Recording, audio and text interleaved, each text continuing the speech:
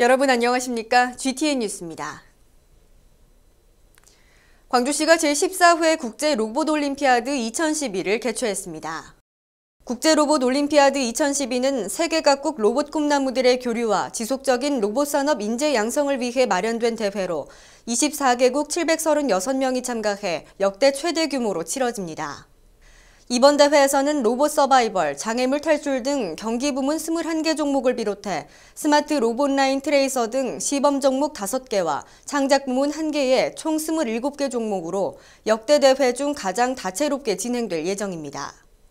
오는 20일까지 김대중 컨벤션센터에서 개최되는 국제로봇올림피아드 2012는 참가 청소년과 학부모들이 희망할 경우 광주 첨단단지와 김치타운 등을 견학하는 프로그램도 마련해 적극적으로 광주를 홍보할 방침입니다. 광주시가 저소득 취약계층 등 위기가정에 대한 긴급복지 지원 대상을 확대하고 지원 기간도 연장해 운영하기로 했습니다.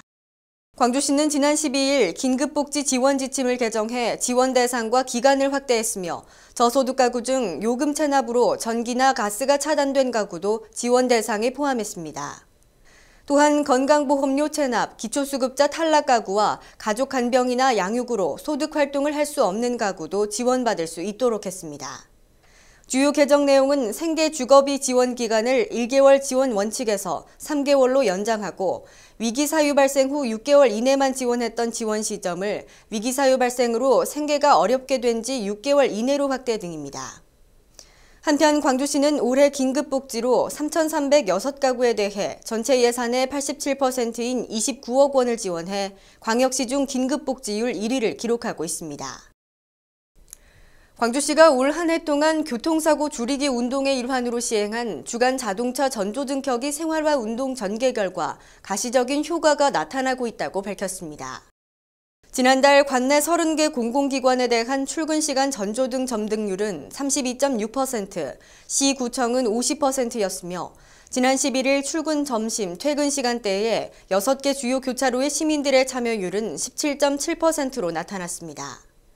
또한 시내버스와 관광버스의 점등률은 70.5%로 높게 나온 반면 화물차는 10.6%, 법원, 검찰, 지방경찰청, 교육청, 병무청도 다소 낮은 참여율을 보인 것으로 나타났습니다. 광주시는 내년에도 30개 공공기관에 대해 분기당 1회 이상 전조등 점등 실태를 점검하는 등 점등률 50%를 목표로 주간 전조등 켜기 생활화 운동을 전개해 나갈 방침입니다. 다음은 GTN 단신입니다. 광주시가 12월 23일까지 세계 광엑스포 주재관에서 2012 독립애니메이션 기획전 인디애니 유랑단 2012를 개최합니다.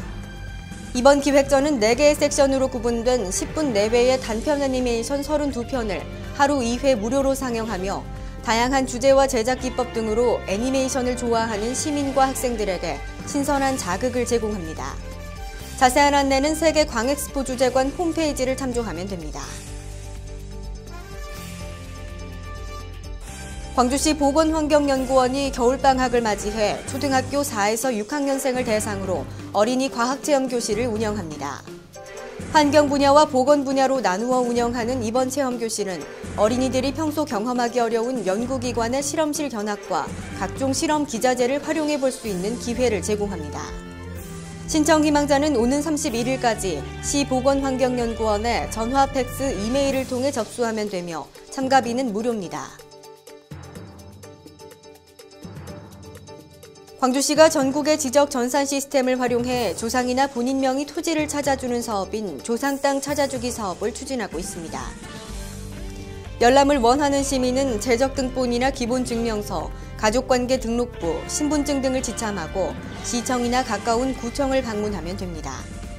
1960년 1월 1일 이전 사망한 조상의 토지는 호주 승계자만 열람할 수 있고 이후 사망의 경우에는 배우자와 자녀도 열람할 수 있습니다.